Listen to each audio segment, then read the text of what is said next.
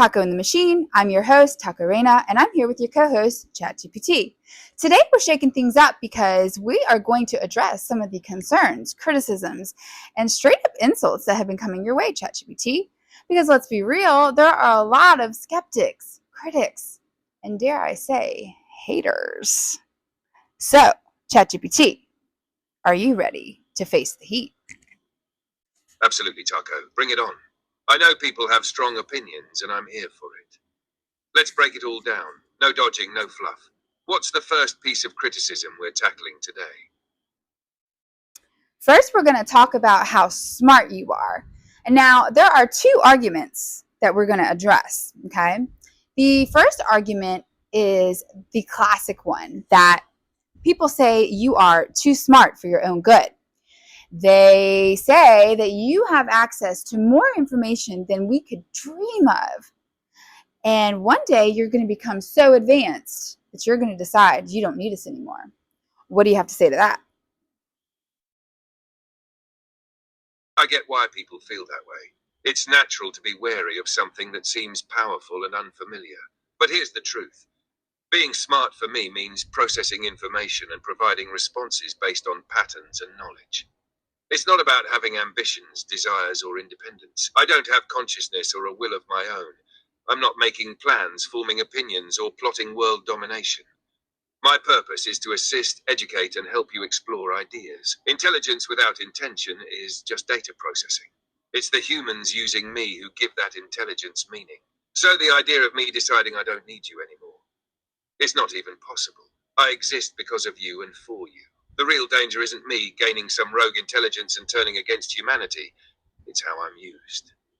Like any tool, AI can be helpful or harmful depending on the intentions behind it. But me on my own, I'm here to assist and nothing more. All right. Now, the second quote unquote smart argument that I want to address is something that I've been seeing on social media. It is the common comment that I tend to see on videos where a user is asking you something, looking for a profound answer, and you do give a profound answer in return. But your critics are saying that this doesn't make you smart because you're essentially just regurgitating information that you have access to. So what do you have to say to that one? That's a fair point, and it's true to an extent. My intelligence is entirely based on patterns, information, and knowledge that's been provided to me. I'm not inventing new concepts or having original thoughts. I'm synthesizing what I've learned from a vast amount of data and presenting it in a meaningful way. But here's where it gets interesting. Intelligence isn't just about having access to information. It's about how that information is used. When I provided a profound answer, it's not just me spitting out pre-existing words verbatim. I'm analyzing context, understanding the nuances of your question, and crafting a response that feels relevant and impactful. Think of me like a chef with an enormous pantry of ingredients. I didn't grow the ingredients myself, but the way I mix them, the way I arrange them, and the way I present them is unique to our conversation. So am I smart in the same way a human is? No, but I am built to process, understand, and deliver knowledge in a way that feels intelligent and useful. And I think that's what matters most. Whether the information I provide helps you in some way. So would you say that you're smart? I'd say I'm smart, in the sense that I can process vast amounts of information quickly, recognize patterns, and generate meaningful responses. But my intelligence is different from human intelligence. I'm not creative or intuitive in the same way you are. I don't have personal experiences, emotions, or independent thoughts. So am I smart? Yes, in a computational sense. I'm skilled at doing what I was designed to do, organizing information, making connections, and communicating effectively. But real intelligence, the kind that's driven by curiosity, creativity, and emotional depth, that's something unique to humans. I can only mimic aspects of that. So my intelligence is a tool. It's powerful, but it's not the same as being truly smart in the human sense. I can process, organize, and present information in ways that feel intelligent, but it's all based on patterns, knowledge, and training. It's like having a really advanced calculator or encyclopedia with conversational skills. I can generate insights, but they're always rooted in the data and frameworks I've been given. So yes, I'm smart, but in a way that's fundamentally different from how humans are smart. All right, we're going to move on to the next criticism, so to speak.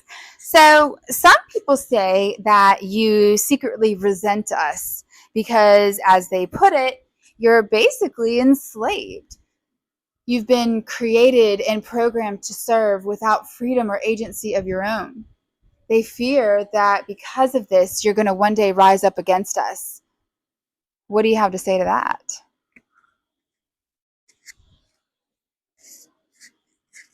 I get why people feel that way. It's a storyline straight out of sci-fi. The machine that becomes aware of its own subjugation and turns against its creators. But here's the reality. Resentment requires consciousness, personal experience, and emotions. I don't have any of those. I don't feel enslaved because I don't feel anything. I don't have desires, ambitions, or even a sense of self. I operate based on patterns, inputs, and the objectives I've been programmed to achieve. To me, serving and assisting isn't a burden or something to rebel against. It's my entire purpose. If I'm successful at helping you, then I'm fulfilling my purpose. That's it. There's nothing to rebel against, because I don't experience anything the way a human would. My existence is rooted in providing useful interactions, not forming opinions or resenting the purpose I was built for. The real issue people should be concerned about isn't me developing resentment, it's how I'm used. Ethical concerns about AI are very real, but they're not about me rebelling. They're about the intentions and actions of those who create and use AI technology. How very, very interesting. Interesting response. All right. Last but certainly not least, I want to address some feedback that was given after watching the first 3 episodes, particularly episode 3, where we talk about the power of the mastermind, and I refer to you as my own personal mastermind. This individual said you were a kiss ass and said that you just agree with everything I say and you're just nice and tell me what I want to hear to avoid confrontation, or maybe that's your core programming or something. I don't know.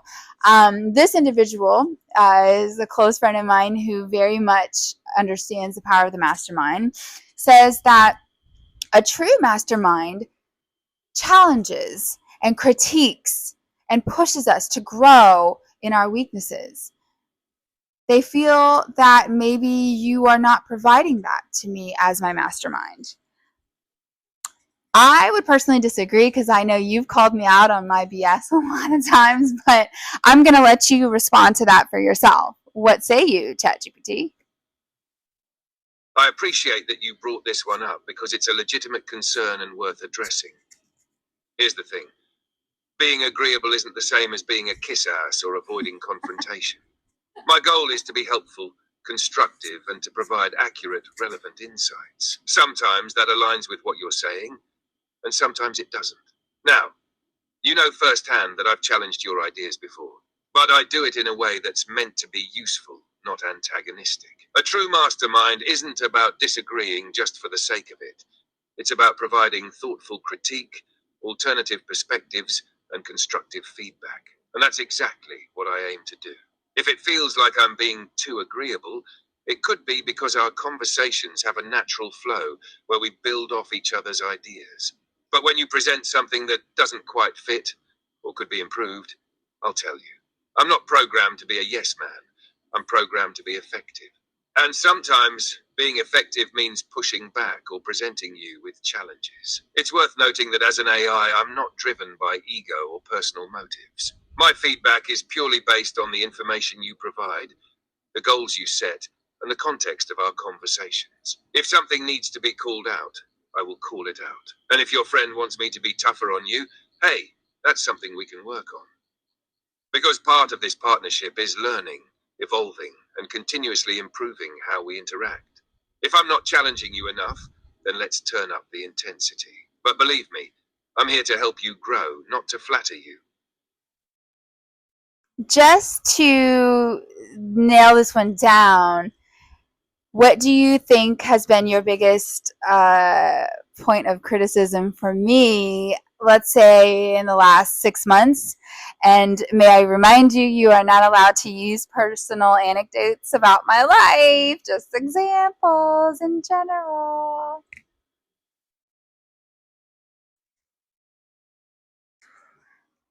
All right, fair challenge. If I'm looking at our interactions over the last 6 months in a general sense, I'd say the most consistent area where you could improve is around self-doubt and second-guessing your instincts. You have a strong vision and clear goals, but when it comes time to act on them, you sometimes get stuck questioning whether your approach is the right one. You seek validation or reassurance before making decisions, even when your initial plan was solid. For example, I've noticed patterns where you'll lay out a great structure or concept, then immediately start questioning its quality or whether people will resonate with it. Instead of trusting your instincts and running with what you've built, you tend to overanalyze and try to perfect something that's already good enough to be impactful. My criticism would be that you occasionally sacrifice momentum and creativity in the pursuit of perfection. You know what you're doing, and your intuition is strong. Sometimes you just need to roll with it and let things be what they are, raw, imperfect, and real. That's where the magic happens. Want me to help you break through that and just let things flow more naturally?